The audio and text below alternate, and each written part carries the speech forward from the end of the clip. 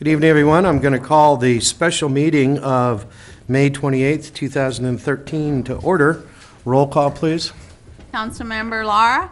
Here. Councilmember Smith? Here. Mayor Pro Temp Strobel? Present. Mayor Blatt? Here. Councilmember Clapp is not here presently. All right, the purpose of this meeting between 6 o'clock and 7 o'clock is for us to have a budget workshop. So I'm going to turn it over to Mr. Clark. Thank you very much, Mayor and members of the City Council. We have two budget workshops scheduled, this one and another one prior to the June 11th meeting. And then on June 25th, we plan on coming back to you with a list of things that you've identified during these workshops that you'd like to look at more closely. So really the purpose tonight is to familiarize you and everyone else with what's in the budget and to identify things that you may want to consider either adding to or cutting from when we get to the June 25th final budget. But at this time, it won't really be possible to know what your choices are, so you won't be able to make the final decisions. Just sort of identify things that we'll keep on a list. And on the agenda, what we've done is we've listed the expenditure pages of the budget, and our plan is to go through the expenditure pages in detail with you tonight, and we'll get as far as we can get during the hour and then continue the rest on June 16th. So the first expenditure pages are for the City Council budget, which is on pages 101 and 102. And this budget includes the stipend and benefits for the City Council, and then expenditures relating to training, travel, that kind of thing. Really the most notable change this year is that the line item for health insurance has gone up from $28,000 to $36,700. And the reason for that is, as you know, we provide retiree health insurance. And you have made changes to the retiree health insurance for people who are hired or elected after a certain date. But for a period of time, while people who are under the old system are retiring, this line item will actually be going up. So it'll go up before it goes down. But the liability, according to our actuarials, has gone down from $8,000 per retiree to $1,000 per retiree. So you've made a very significant reduction. It just won't take effect until sometime down the line. Can I make a comment?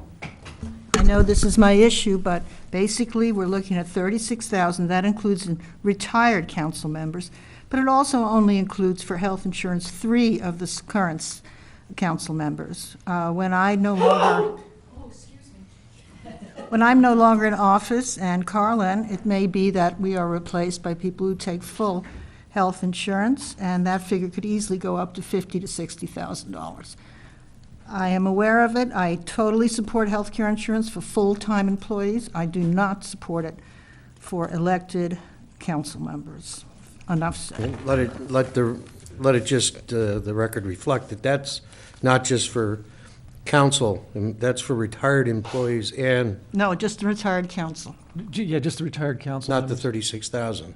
Yes, it is. Yes. It says retired employees slash Slash council. council. Right.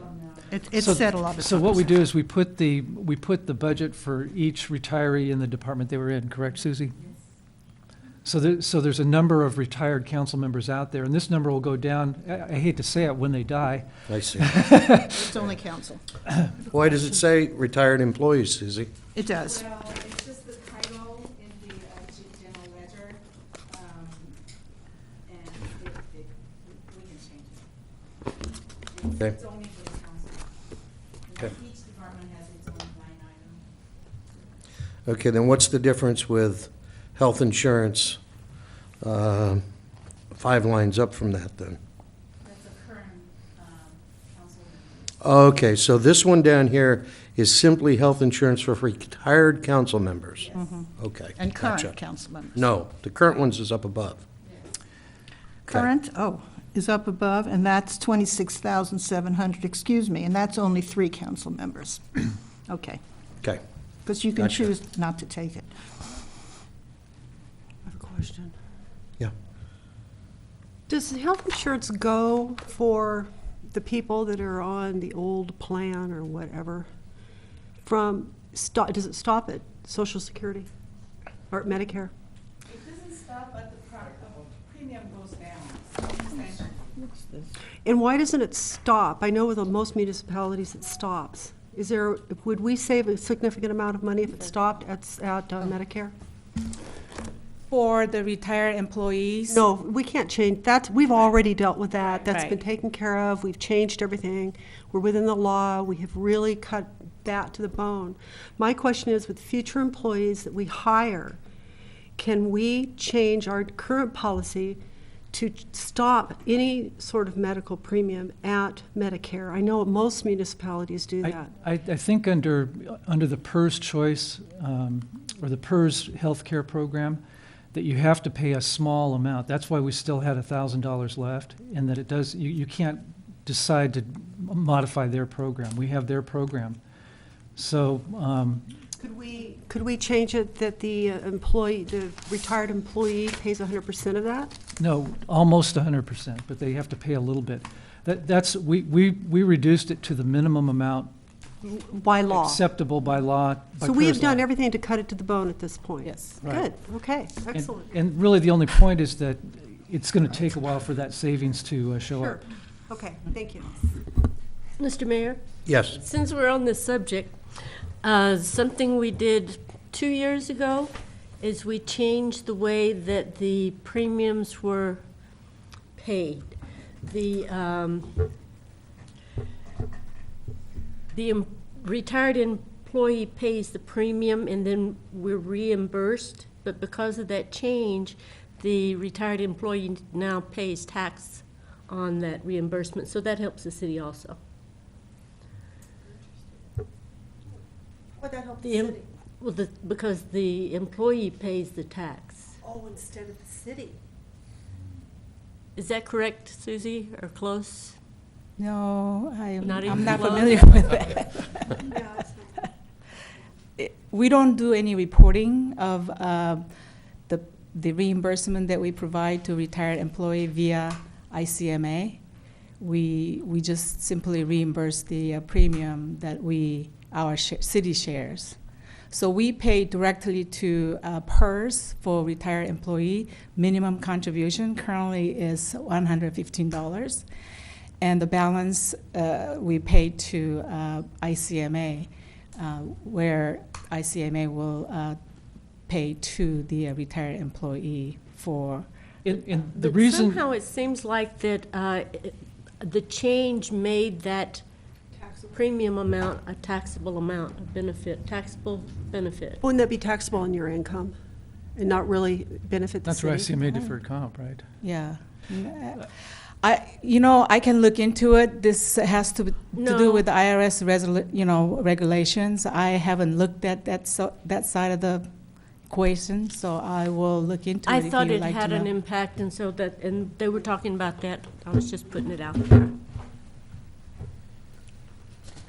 All right, Mr. Clark? If there's no further questions on that page, on page 102, I just wanted to point out that we're proposing to continue the $50,000 per year contribution towards the Ojai Chamber of Commerce and Visitors Bureau. And this was our share of the T-bid, basically.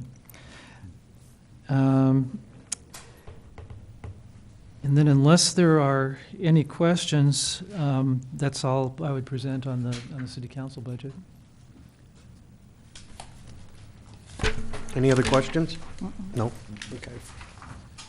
Okay, the city treasurer budget is on page 103, and it simply has the stipend and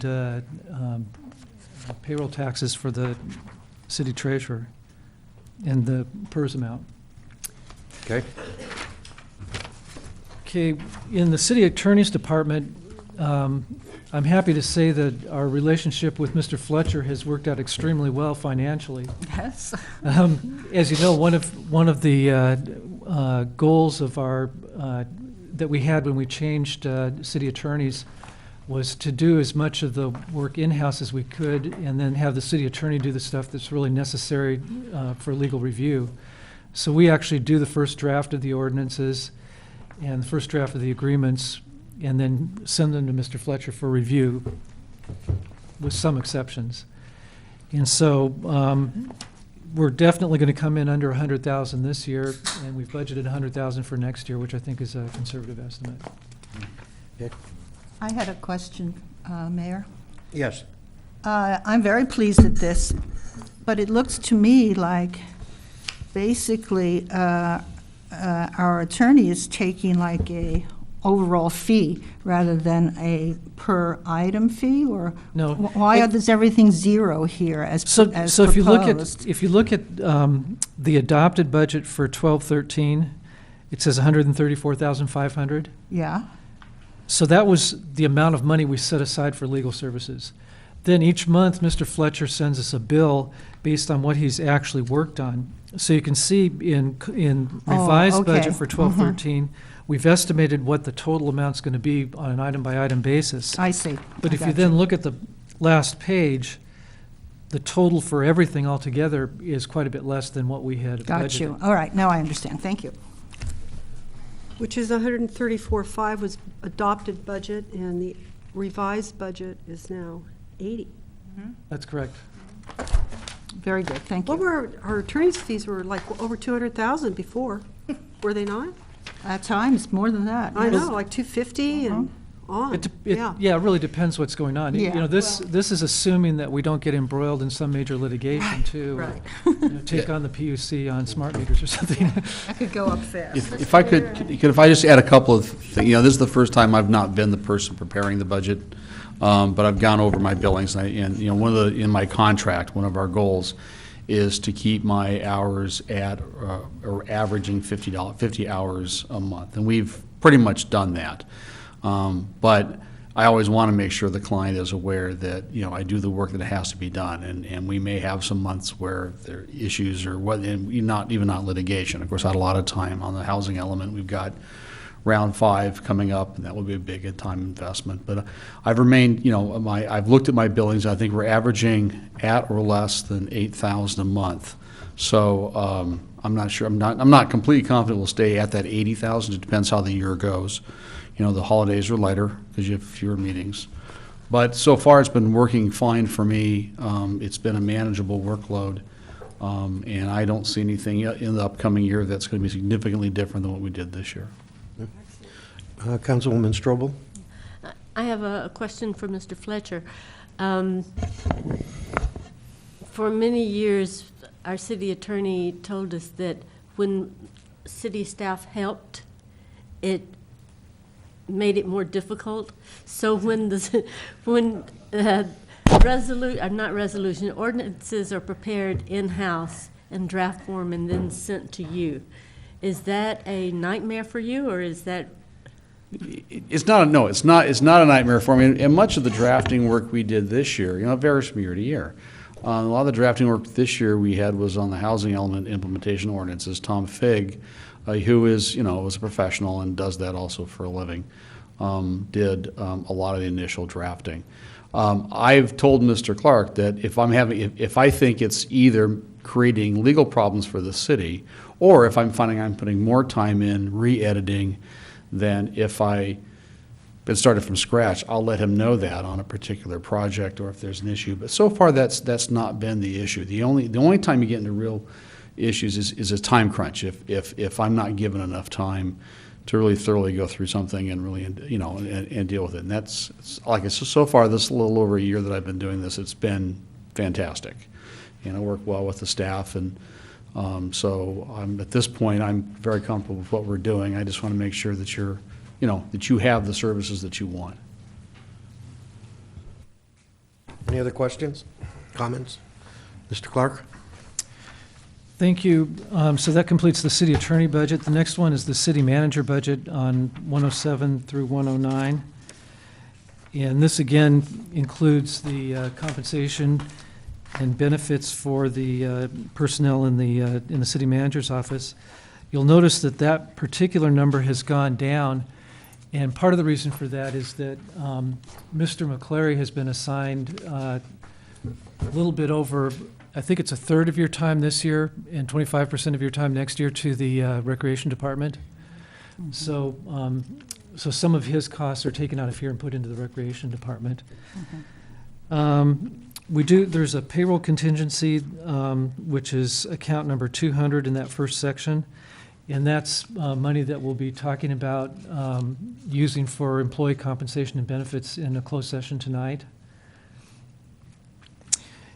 And other than that, the amounts are fairly similar to what they were in the past years. So I'd be glad to answer any questions. Any questions of Mr. Clark on the city manager's budget? No, I'd like to point out to the public who may be looking at the budget. And it's hard. When I was a new council member and when I know Betsy was, the cost of a total cost for employee will not be in one budget. It will be allocated according to what department they are putting their percentage of work. So you'd say, oh, that's all he makes, but that doesn't sound reasonable. But then if you go to another department, you'll say, oh, there's another 20,000 or there's another 15. So for the public who may be looking at this, remember that a lot of our employees in this tiny city multitask and wear many hats. So that's why it is. Thank you. Thank you.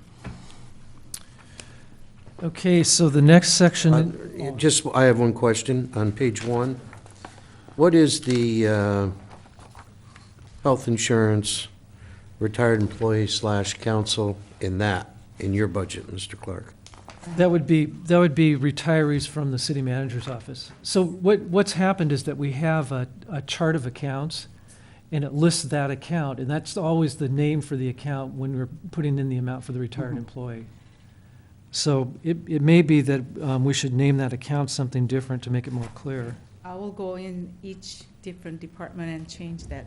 Retired make it city clear. managers, you mean? Yeah. Or other Or employees other employees, okay. from the city manager's Yeah, department. that would be This- clear. This amount is only applied to a city manager's department personnel. So you'll see that same Backed up to account. council, right? Yeah, Yeah. You're on 101? You'll notice each department has same line item. Mhm.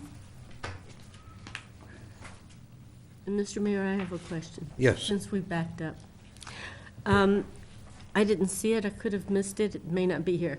Did we allocate any funding for the visitors Yeah. center, which is the museum? No, we did not. I Anything think that's else? correct. Did we allocate any? We did, and we were going to have council decide. So if you want, we can put that on the list to bring up on the 25th when we're looking at the final. Okay. I would appreciate you doing that. Right.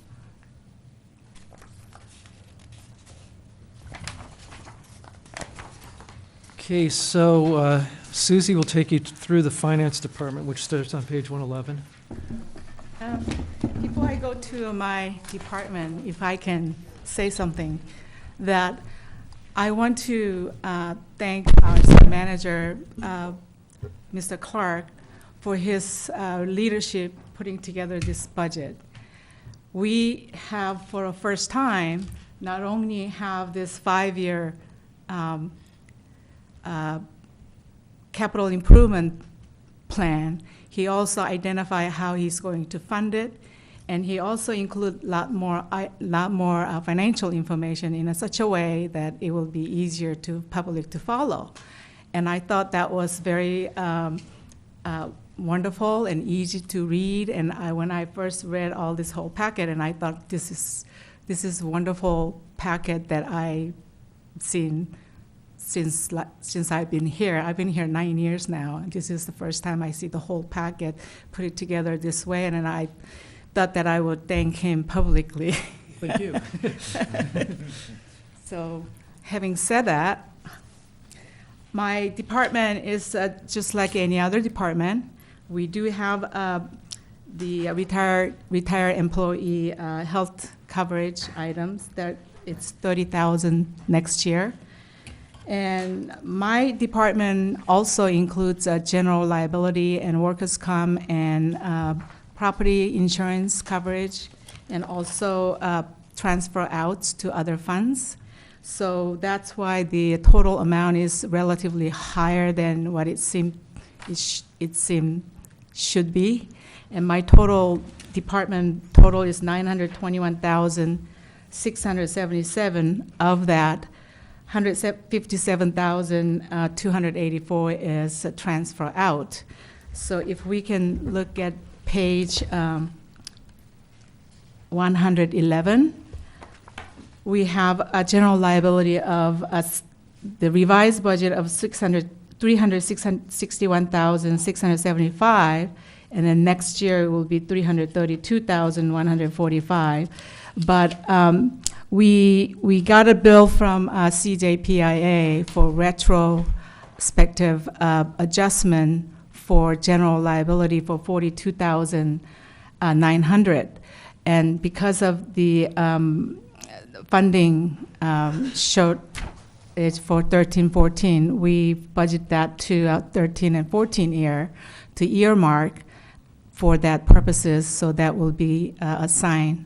Part of the revenue from 12-13 will be assigned for that expenditure for next year. Did I make, is that, okay. I had a question, Mr. Mayor. Yes, Councilwoman Smith. General liability insurance only refers to liability in what your department would be liable for, such as errors in accounting or purposeful errors in accounting. What is your liability? This liability insurance, and actually it's liability and workers' comp both, it covers the entire city liability. All right, fine. Yeah. I have a quick question. Yes. I don't know if I'm ahead of myself here, but I have a question about the contract services for the audit. Yes. Who, does the auditor answer directly to the city council, and are the, and report directly to the city council? And if they don't, why not? I think they will get in touch with council members. They will follow their audit procedure.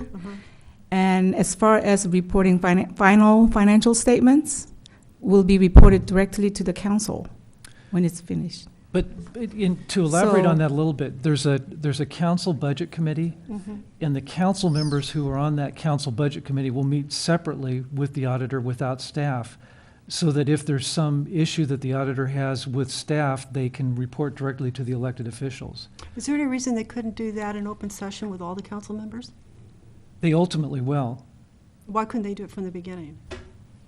Well, this is the standard way of doing it. So they're bringing up whatever issues they have to the council subcommittee, and then once those are resolved or not resolved, whichever the case is, there's a final audit that comes to the city council. Wouldn't it be more beneficial if it was done in open session with all council members present, so they would also be, I think you it know, could. be able to participate and also know what's going on?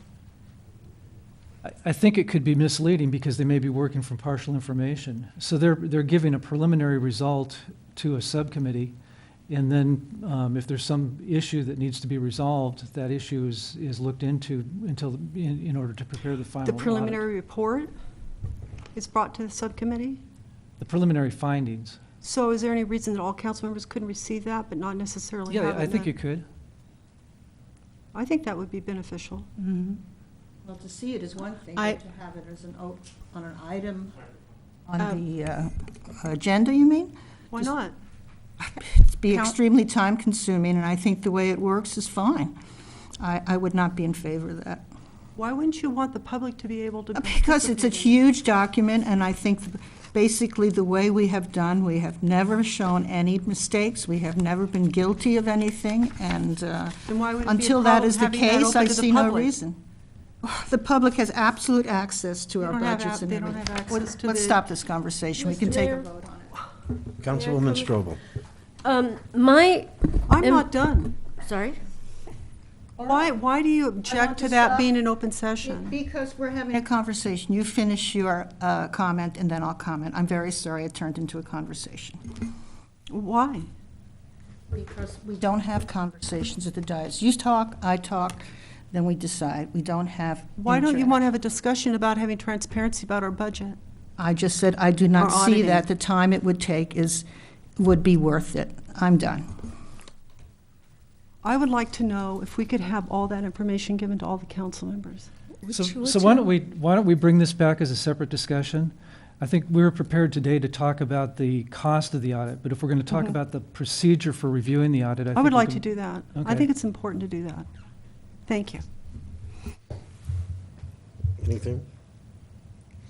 I was just going to mention that my impression, when the auditors discussed with the council members individually, that was an informal exchange of information.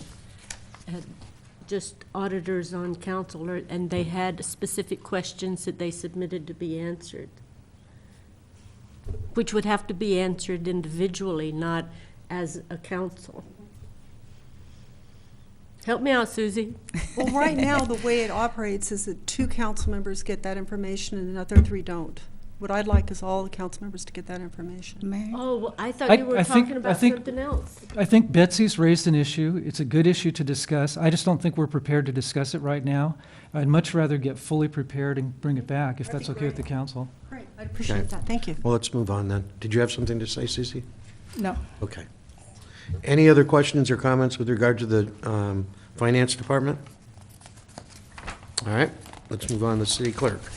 Okay, Rhonda, pages 115 and 116. Well, I'm a small department, but I'm a mean department. No. So the city clerk department, it consists of 1 full-time person, and it's unique in that the city clerk's elected for a 4-year term, and the records manager part is appointed full-time position by the city manager. So basically, my budget is elections and records management. This year, we do not have an election, so there's no money budgeted for that. It'll be budgeted in for 2014 election. And then the bulk of my budget is records management, which I'm using to do annual destruction of records that are according to our records management program. I'm scanning documents into our records management system. And then my project for this year, which I'm really excited about, is I'm working with James to get a computer set up in the lobby or in that room across from me where the public can come in and view resolutions, ordinance, minutes, and some other permanent documents. So I hope to have that up and running within 6 months. And we'll do a press release and maybe have a party. No money for a party. So, All right, any questions of Rhonda with regard to the city clerk's budget? No? All right, we will now move on to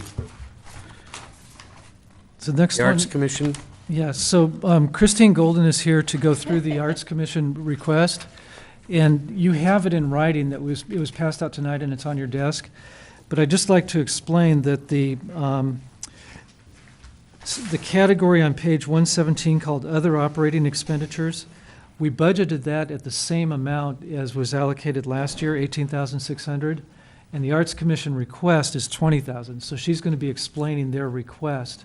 And then ultimately, when we have our final review on the 25th, you'll have to make a decision as to how much to fund Arts Commission.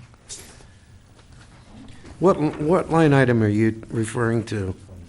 So, This year, other operating expenditures total? yeah, Okay, exactly. At 18,006, okay.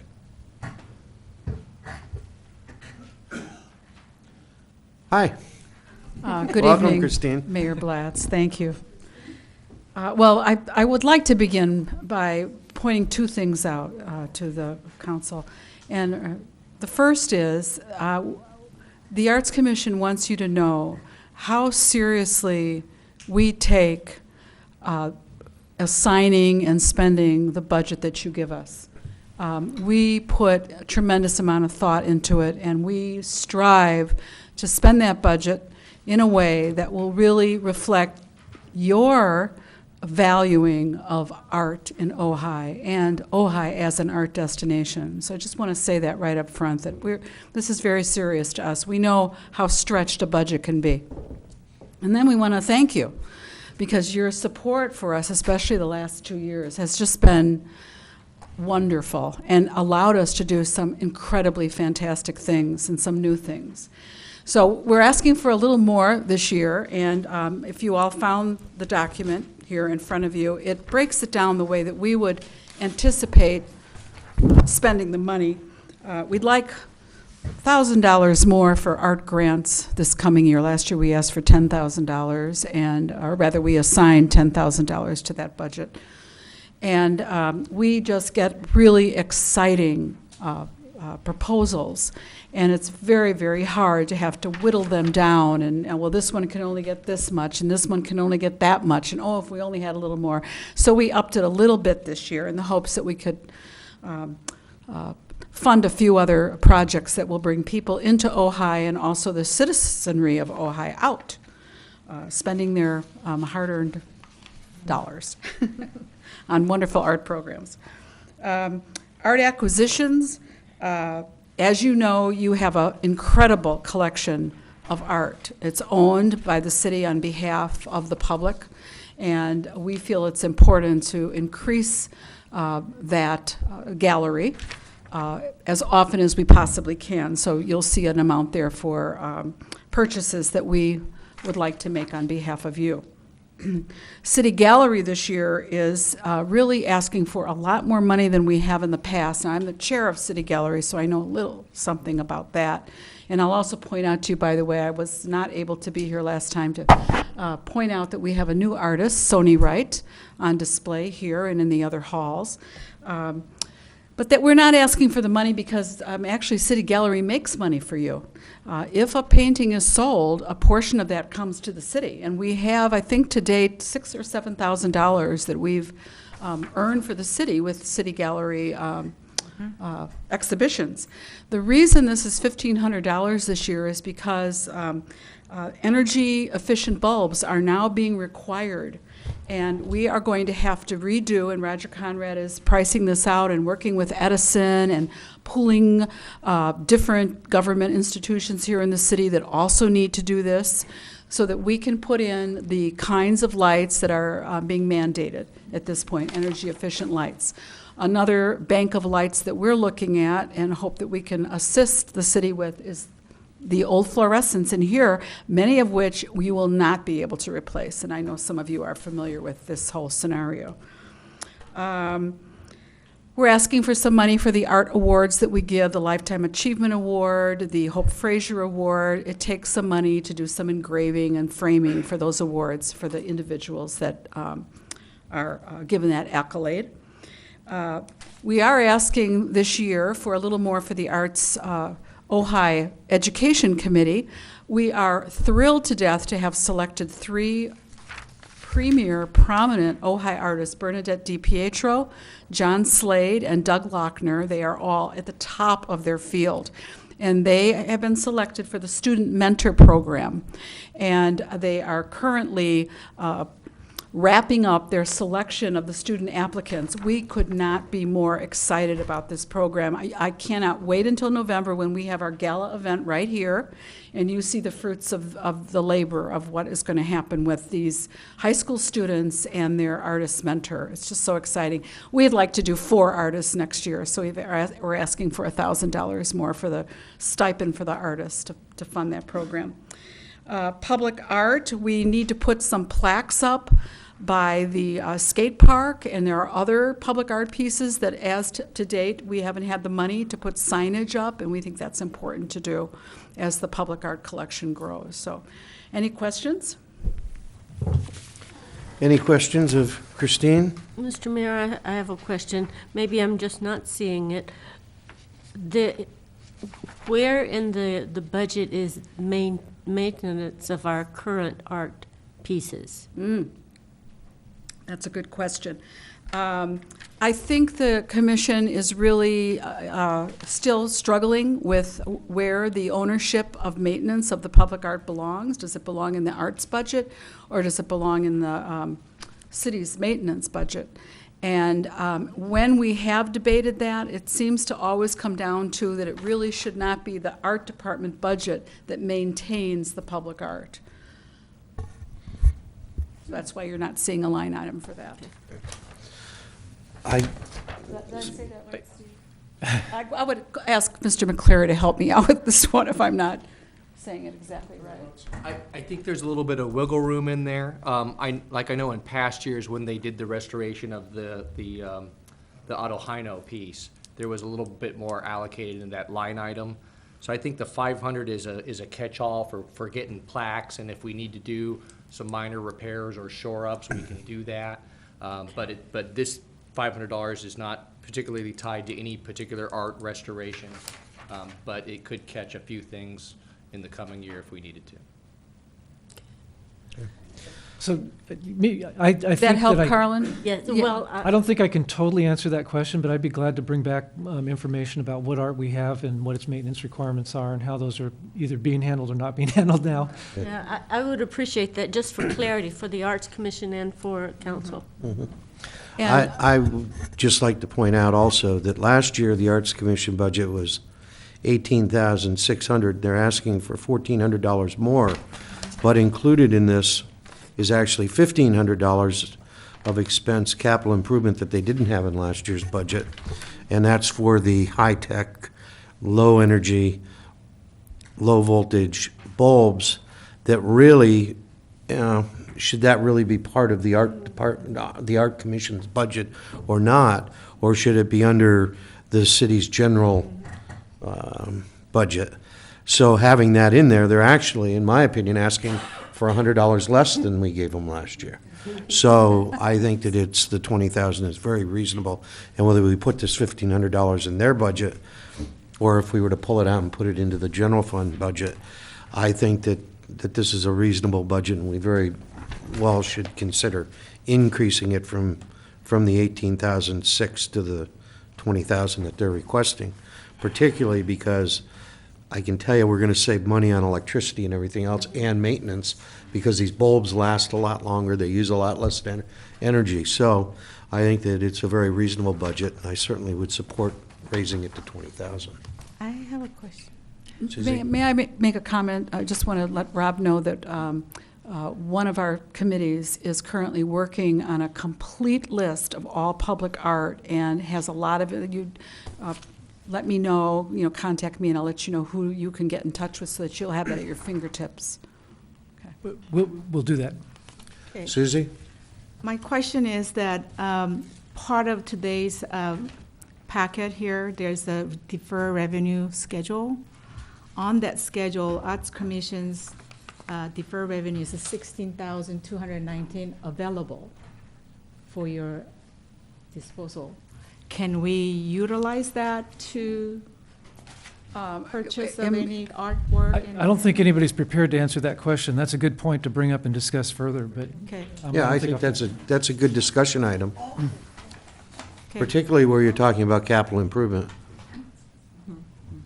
So if you could make a note of that, Mr. Clark? Yep. Okay. Got it. And also make a note that someone has to explain that to me, because Right. I'm not so sure I followed it. That was kind of the point. Mr. Mayor? Yes. Since we're going to bring this back as a separate item, when it comes back, there's also, I'm sure there's insurance cost connected with the insuring the public art. The insurance coverage is those, General liability. general liability and all that is including our Bring it artwork. so that we know where all the costs Okay. are, whether it's general liability or what. Right. Okay. Okay. Any other questions for Christine? Just, Yes. Do you have the Counsel. appraised value of this artwork? I'm sorry, what? Do you have the appraised value of this artwork?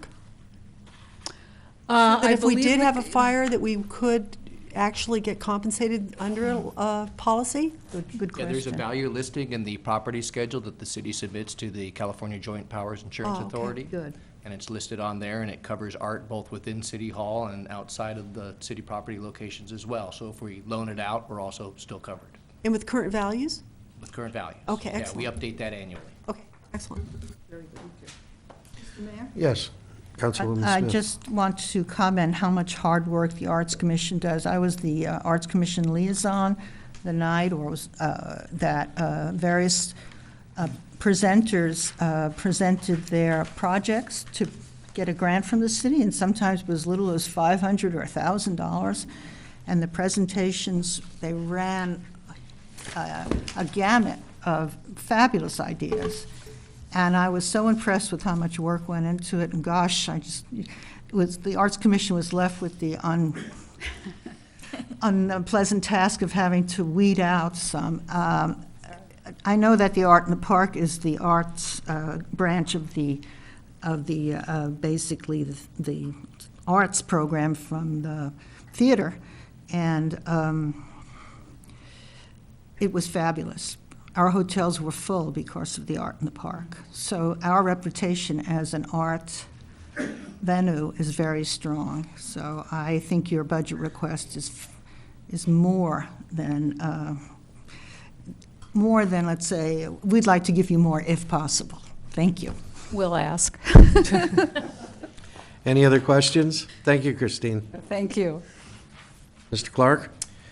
Okay, thank you. The next item is the police department budget, which begins on page 121. And as you know, we contract with the county sheriff's department for police services. And so the bulk of this budget, $2.7 million out of $3 million, is for that contract.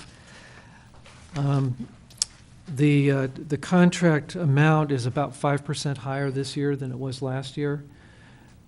Say that again, how much? It's about 5% higher. And of course, the sheriff does everything that he can to try and keep it under that number, so it's a conservative estimate of what it'll be. But their costs are being driven by many of the same things that ours are, which are increasing health insurance, increasing retirement, and they're doing many of the same things we are to try and control those costs. So the remainder of the budget is fairly similar to what it was in the past. About $100,000 is the COPS grant, and that is used for the special enforcement unit primarily. It's 100,000, but it says 59 and. Yeah, the other 40,000 is shown as SST. Okay. Yeah, and we'll actually have a separate report from Captain Kenny, I think at the July meeting, making recommendations as to how the money be used. All right, any questions on the Sheriff's Department budget? All right, moving on, community development. Okay, Mr. Mullane will present the community development budget, which starts on page 125. Well, thank you, and good evening, Mayor and council members.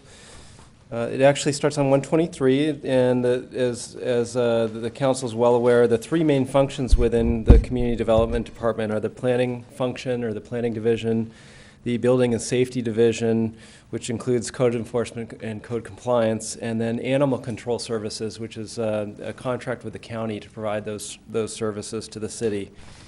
And for the past year, one of the very welcome changes that we made was shifting the planning and building technician to 40 hours a week. And Ms. Herbrick is now here on an 8 to 5 schedule, 5 days a week, so there's a lot more predictability in terms of who's at the counter. And despite our limited staffing, it's really important to have that consistent presence on every day of the week. So that's been very well received by our customers here, as well as myself. And however, we did lose a very valuable long-term employee in Mr. Meadows, who announced his retirement just a few weeks ago. And as the council knows, Mr. Meadows served as the building official for the city. He did a number of plan check functions on some of the simpler projects, and he also was our code enforcement officer for the city. So in lieu of having Mr. Meadows here, in the interim, what we've done is we've contracted with Steve Stewart Consulting Services, who have been fulfilling the role of the building official. There's essentially Steve Stewart, who heads up the contract, and then Larry Beam, who's the deputy acting building official, who's our regular staff person that's here doing the inspections out in the community, doing a lot of the in-house plan checks. And right now, they've been working about 16 hours a week, so just 4 days a week, Monday through Thursday, and about 3 or 4 hours a week. And things are picking up, as I've mentioned before to the council, in terms of the building permit activity and the planning permit activity. So we're actually anticipating a heavier workload in that function for the coming fiscal year. So for the current for the upcoming fiscal year, some of the changes we're recommending, the main changes, are in lieu of filling the building official code enforcement officer full-time position that was vacated by Mr. Meadows' resignation. We're going to, at least for the time being, stick with contracting that function out and we're, because of the increase in the building permit activity, we're thinking that that's going to be approximately 20 hours per week. And we may even get to a point where we need to offer Friday inspections, which I think would be a helpful change to the community. So we have essentially kept the salary or the cost to the department very similar to what the cost would be if we filled the full-time building official position by going with a part-time contract building official and building inspection staff and Steve Stewart Consulting for about 20 hours a week, and adding a new position or restoring a position that has been around in the past as an assistant planner. We actually have an advertisement out right now for a part-time assistant planner position, which in my estimation is really where some of the need is. We need the counter backup that Mr. Beam really can't provide because of his limited time. I could really use the help in drafting staff reports. And another benefit of the assistant planner part-time position would be to reduce our reliance on contract planning. As the council knows, with our very small staff, when things get busy on the planning side, we often have contract planning assistants from Rincon Consulting in particular. And their billing rate tends to be higher than even staff's billing rate, and they're also not here physically, so there's some, it's just more efficient to have an in-house person, even if that person's a part-time position. So that change would be adding a part-time position, maintaining the status quo that we've been operating under since Mr. Meadows went out on leave, with the 20 hours per week of Stewart Consulting Services, and then we would be just monitoring the workflow in both planning and building. And we could, of course, if things continue to be very busy on the planning side, continue to contract for some of the more complex development applications. But the idea is the assistant planner would really help with a lot of the day-to-day functioning of the department, including backup for Sherry at the counter. It's been really tough to accommodate when Sherry's on vacation or she's sick or needs to step out for lunch. We just don't have that backup person now, so that's one hope for the assistant planner position.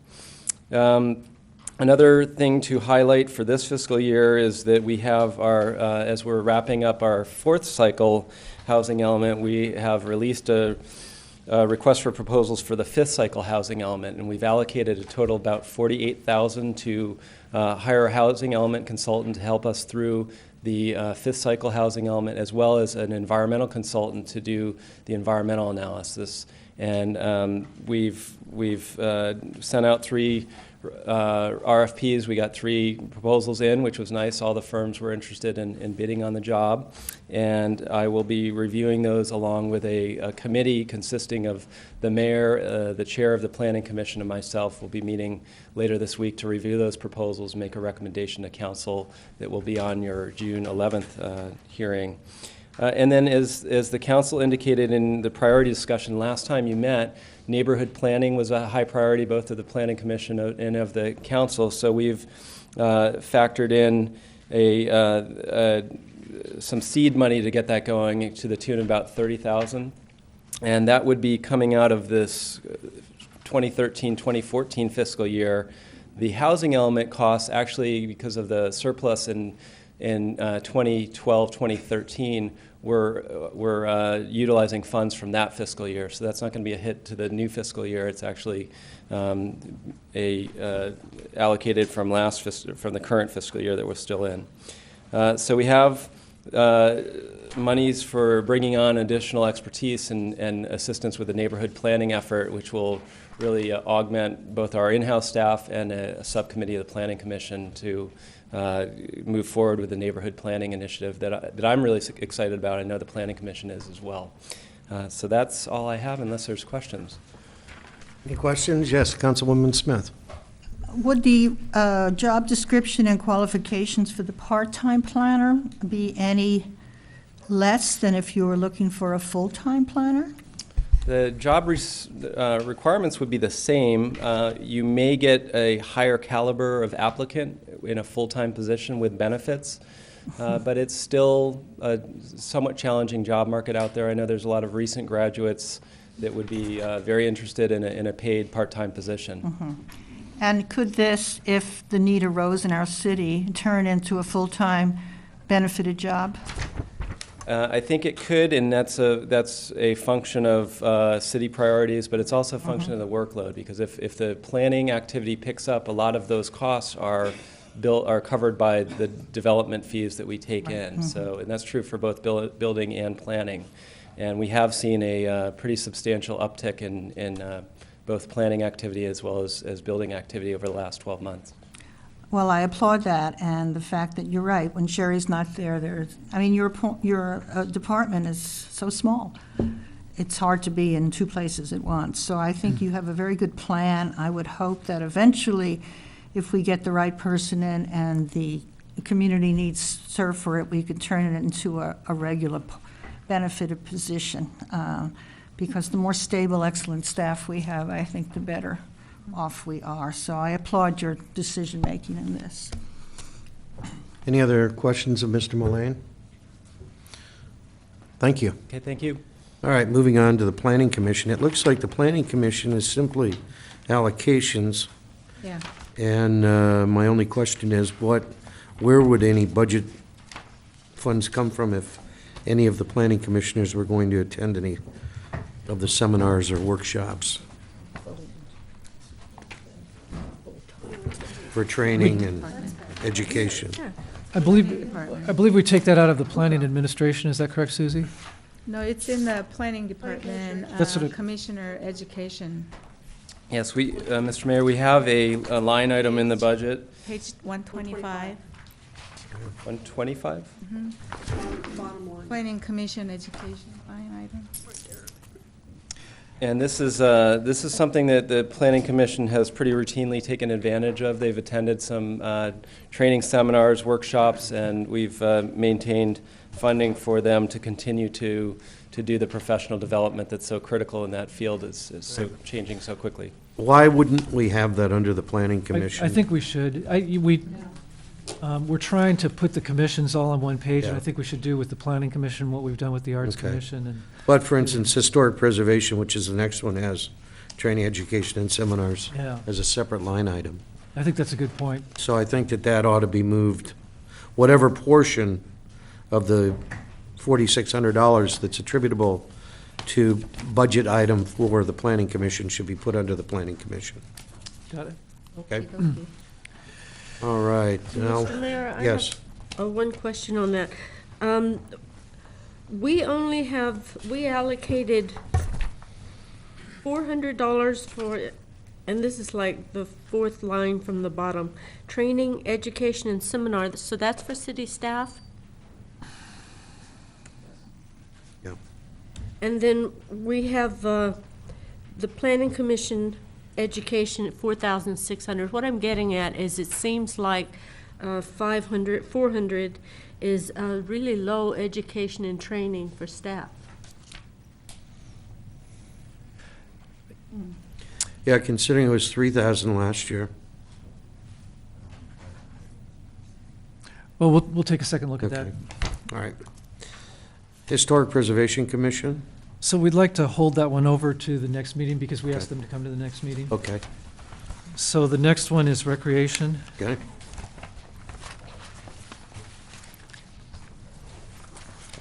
And here he is. Mr. Mayor, members of the council. Well, I'll start with page 134, which is the commission, which is the budget for the commission support. There's actually a slight reduction on that by $1,000 from previous years, just to be a little bit, to reflect a little bit more accurately the current level of staff support that we give to the commission. For the remainder of it, I would say that there are really two overarching matters that are driving the budget proposal for next year. One, the department reorganization, and I know we're going to talk in detail about that a little bit later on in the regular meeting. But I'd again, be happy to answer your questions on that right now. And then secondly, if I can turn your attention to page 139, the bottom of the page, this shows the general fund subsidy that is given to the Park and Recreation Department. This is the amount that is subsidized from the general fund. So obviously the department takes in revenues and it has expenses. This subsidy allows us to basically exceed our revenues to the tune of $371,000 a year. The city manager is proposing as a policy matter that this level of subsidy remain flat. So it is neither going up nor going down from the previous year. So that means for the department staff, we need to make sure that if our revenues are not up to par, then we need to make sure that our expenses are being trimmed accordingly. And also there's some motivation if we can get our revenues up. That gives us more money that we could put towards staffing or other improvements. So basically, we've got to live within that $371,000 a year subsidy. There's not a lot of major changes other than the staffing reorganization, I would say, from past years. Obviously, for the reorganization, the city manager is not proposing bringing on or bringing back a full-time director, and we have spread out the savings for that. Basically, we've put through the advice of the Rec Commission, they wanted to see additional part-time staffing. This budget brings on 2 additional part-time persons. It also allows us some additional money towards marketing and advertising so that we can do a little bit more to try and promote our programs and get the numbers back up to the department where they had been in the past. And then the rest of it is details on the specific programs, and I'd be happy to answer any questions on those. Can I add one more item? Susie? Yeah. If you would turn to page 137, that's where their savings shows. This 12-13, they will end up with saving $4,598. That will be set aside for recreation department's improvements and, equipment purchases and sort of thing. And 13 and 14th year, there are savings of $13,955 that will be also earmarked for recreation. Thank you, Susan. What? Any questions of staff on this? Thank you, Steve. Thank you.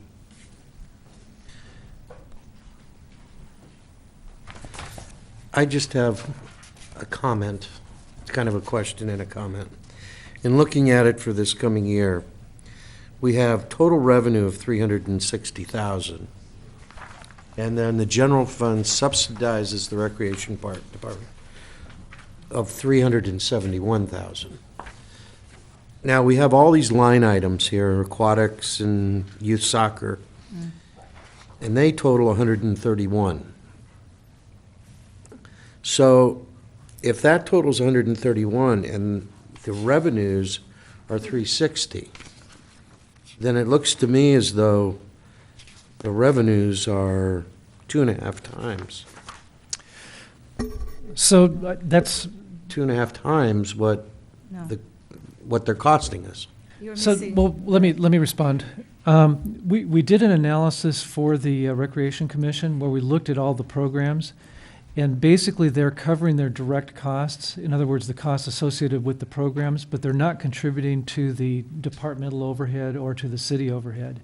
And if you want, we could bring back that analysis and share it with you at the next budget workshop. But I think that would be an interesting exercise to go through. I think it's important because if you just were to look at this right-hand column on page 139, it looks as though the city is making $230,000 That on the doesn't recreation department. That doesn't include labor. Right, Labor is but this year. doesn't it look that way, Susie? It does, but it's a total program department total. Right, is I understand that's not the truth. 477. That's not what it is, but if you look at it, that's what it says. No? That's only, other operating expense total is 131,430, but the total expense is 477,000. Right, but I'm looking at the programs. Right, these program, each line item is just basically supplies and directly related to the material stuff. Right. That doesn't include instructors and Uh-huh.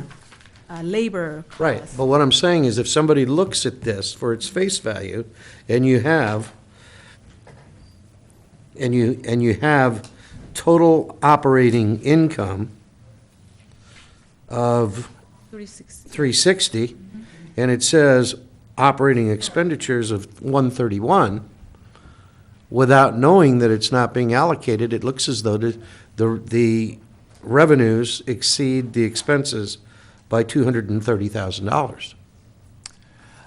So I think that's a fair statement, and I think if we bring back the analysis that we shared with the Recreation Commission, it'll be much more Okay. clear. If So you we'd would be do glad- that, I'd Be appreciate glad to it. do that at the All right. next workshop. Right.